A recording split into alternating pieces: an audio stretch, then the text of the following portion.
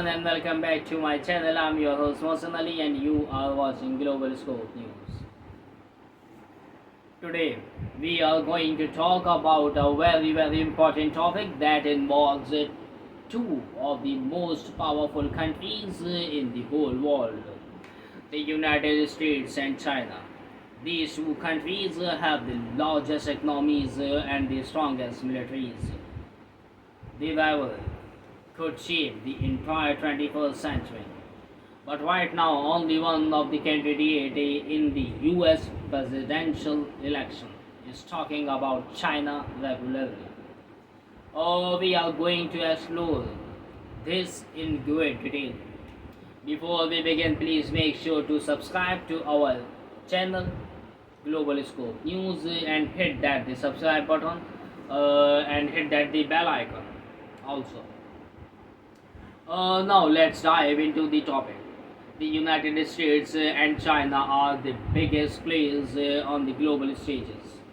The economies are huge, and their military power is unmatched.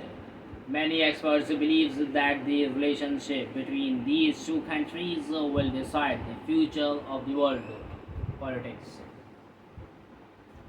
It's a big deal, and everyone is paying attention. But here is the interesting part in the current US presidential election. Only one candidate is really talking about China. That candidate is Donald Trump, the Republican nominee.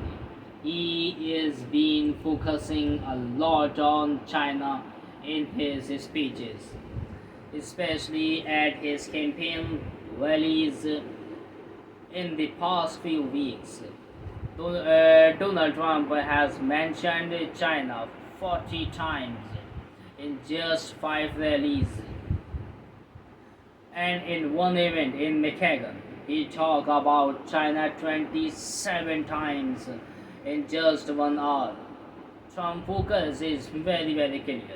He views China as a threat to the US economy and even a danger to the future of American industry. Trump has made some strong statements about China. He has talked about imposing new tariffs on Chinese goods if he becomes president. Again, tariffs are taxes that countries put on product coming from the other nation. Trump believes that these tariffs will protect American jobs and industries from competition with China. He is also said he wants to stop Chinese made cars from being sold in the US because he believes they could hurt the American auto industry. In addition, Trump has accused China of being responsible for the COVID-19 pandemic,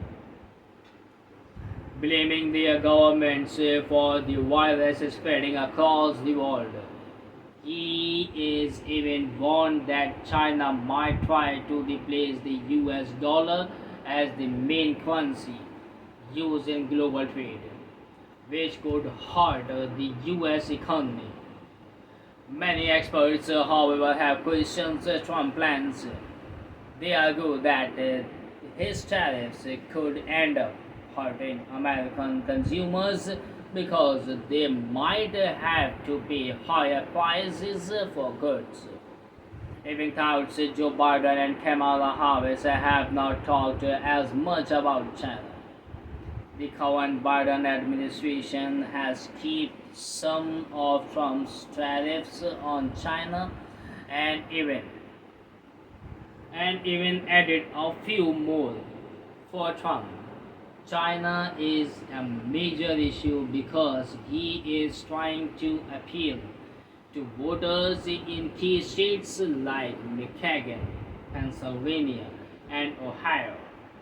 These states have a lot of blue collar workers, people who work in manufacturing jobs, and they have seen competition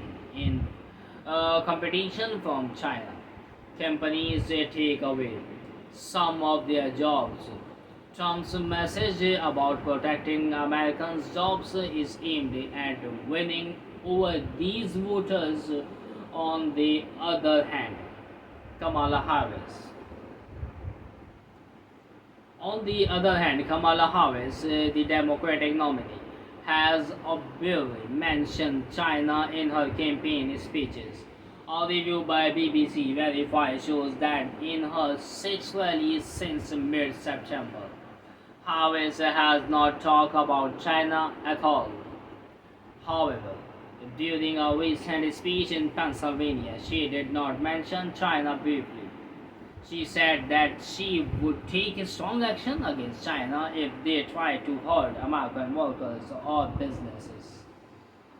Even though Harris has not been vocal about China as Trump. Her team says that she has a track record of dealing with issues related to China. They point out that she has worked on policies that push back against China's effort to undermine global stability. The difference, the differences between Trump and Harris on China is very clear. Trump talks about China a lot, and he focuses on the negative aspects on the relationship. He paints China as a threat that needs to be dealt with immediately. Harris, on the other hand, has not made China a central part of her campaign. Even even thought she has addressed the issue in the past. Recently, Trump held a roundtable event with farmers and business owners in Pennsylvania.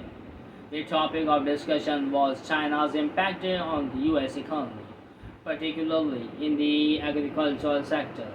The farmers and business owners complained about how they have to compete with the cheaper Chinese goods, and they said that the quality of Chinese product is often low.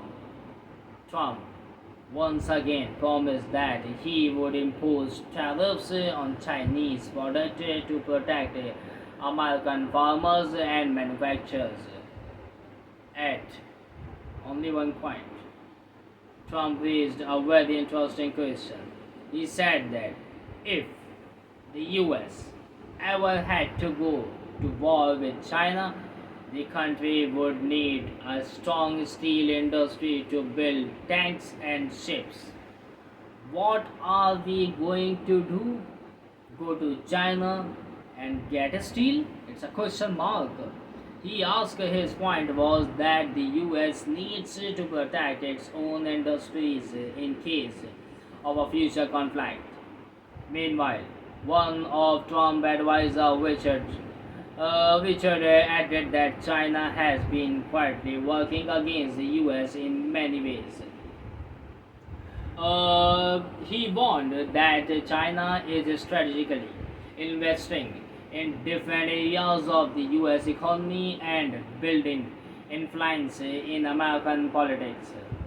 He also suggests that China's actions are often overlooked because the US is focused on other issues. If Trump wins, if Trump wins the election, it's likely that his administration will take an even tougher stance on China. He said that who would become Secretary of State if Trump wins, has a long history of dealing with international issues and is expected to play a key role in shaping of U.S. foreign policy.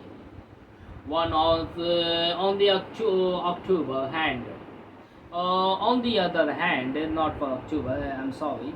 On the other hand, if Harris wins, there might not to be a huge change in how the US handles China. Even though Joe Biden has talked about the US China rivalry as one of the biggest global challenges, The Biden administration's actions have been more cautious. Harris, as part of the team, might continue a similar approach. Interestingly, most Americans voters don't rank China as their top concern. According to a recent survey, only 14% of voters said that China was the most important national security issue. Immigration and the economy are much bigger concerns for voters right now, but that doesn't matter.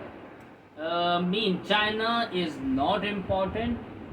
It just means that voters may be focusing on the other things as the election approaches.